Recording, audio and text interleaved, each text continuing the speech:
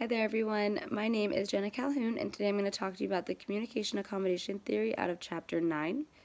So the communication accommodation theory is an interpersonal communication perspective that examines processes by which individuals adapt their communication behaviors to others or accommodate them and the consequences of accommodation on subsequent communication.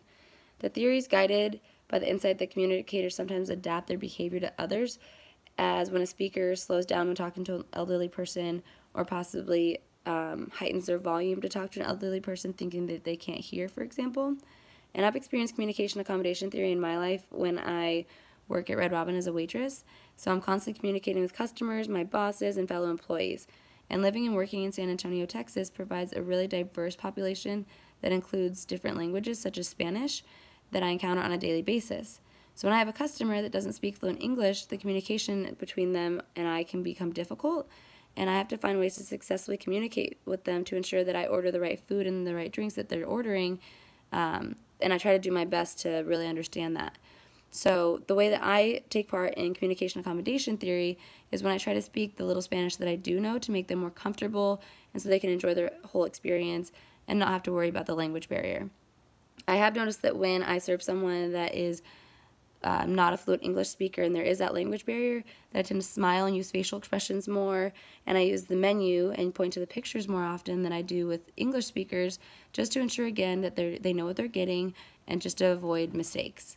Although these situations can feel kind of awkward at times for me because I'm not comfortable with the limited Spanish that I do know, the fact that these conversations are difficult to navigate, I really try my best to combat that and accommodate them and make sure that their overall experience is the best that it possibly can be. And I just try to do that by speaking Spanish and smiling and making it a great experience for these people when they come into my work for a specific service. So now that I've discussed the experience, I will now make some inferences. I think that communication and accommodation theory is a very useful and practical theory that we can see in everyday life in various situations. Whether it's a language barrier like at my work, or whether we're overhearing someone accommodate someone that's an elderly person by talking louder than normal because they think that they can't hear very well. And I think that communication accommodation theory is really interesting because I don't think that people actively think that they're accommodating people in different ways through communication, but they tend to do it quite a bit. And through this experience, I learned how often I accommodate people in my own daily life, and not just at work, but also just in different ways. And even with, my friends' babies or different situations where I really do accommodate people, and I didn't really realize that before this assignment. And emotions played a part in this situation because I get nervous and uncomfortable and worried, and just that uncertainty when I'm having to accommodate someone and I want to do it the right way. And now I'm more aware, so I can, decide to be more conscious when I'm accommodating people. So now that I've made a couple inferences, I'll discuss how these inferences can be transferred to other situations.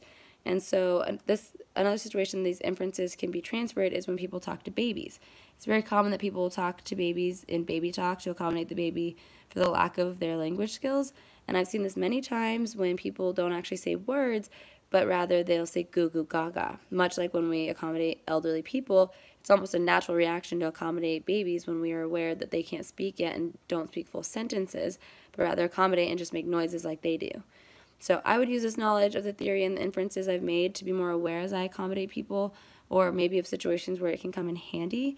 And also I would use this information to make sure I don't over-accommodate and offend people. I think this entire theory can be generalized to other parts of life because we're constantly communicating with people and adjusting our communication behaviors to the given situation that we're in. And communication accommodation can be seen in so many different ways in our daily lives. So in conclusion, the information that the text provided about communication accommodation theory informed us on how we can be more aware and conscious communicators, and we can also use this information to avoid situations that may be offensive and how to properly deal with situations that need accommodation. Now that we have this knowledge, we can act accordingly and respectful in situations and be more educated. And as stated by Tony Robbins, to effectively communicate, we must realize that we are all different in ways we perceive the world and use this understanding as a guide to our communication with others. Thanks.